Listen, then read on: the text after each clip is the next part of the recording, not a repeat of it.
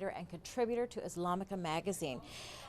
Want to get your reaction to those remarks. You know, Colin Powell put out the very important question that so many, I assume, in the Muslim community here in the United States have been asking for so long. Absolutely. I think that, you know, to have someone from within the Republican Party actually come out and say that the McCain campaign has not done enough to denounce the anti-Muslim, anti-Arab rhetoric that has been coming out of some circles of the Republican Party really sends a resounding message in terms of trying to get away from the negative campaigning that we've seen for the last 16 days of this election and actually get back to the issues at hand.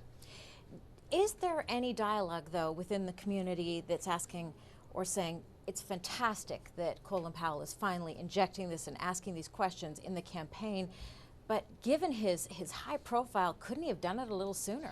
I think he could have, but again, so could have John McCain and any other high-ranking Republican official with any element of gravitas could have done the same thing. I think that, you know, when you have such, you know, high levels of anti-Muslim, anti-Arab sentiment here in the United States, where some polls show that 12% of the American electorate still believes that Barack Obama is some sort of crypto-Muslim, I think that, you know, it could have been done sooner, but again, it's better late than never.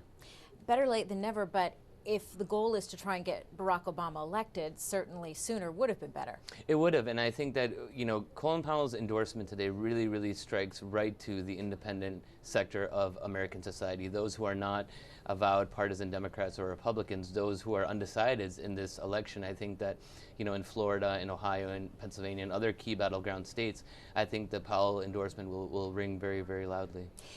Are there those people in the community, though, that are asking, why hasn't Barack Obama himself done more?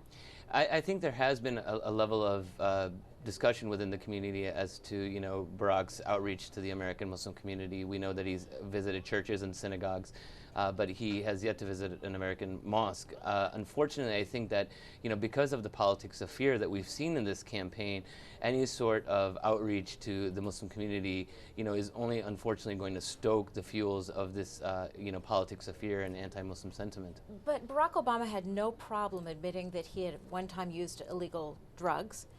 When a reporter asked him, he sort of said, you know, did you inhale? Yeah, that was the point. He seemed pretty candid about that. Why could he not be candid about speaking about a religion that he isn't even practicing?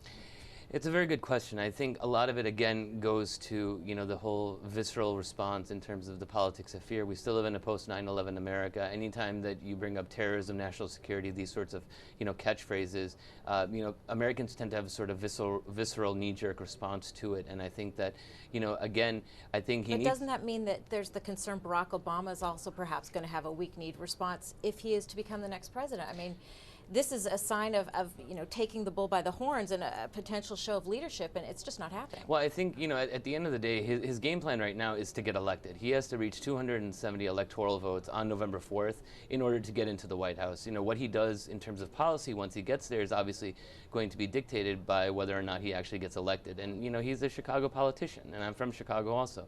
At the end of the day, he wants to get elected, and I think American Muslims, Christians, Jews, people of all colors are really looking forward to seeing Barack Obama in the White House.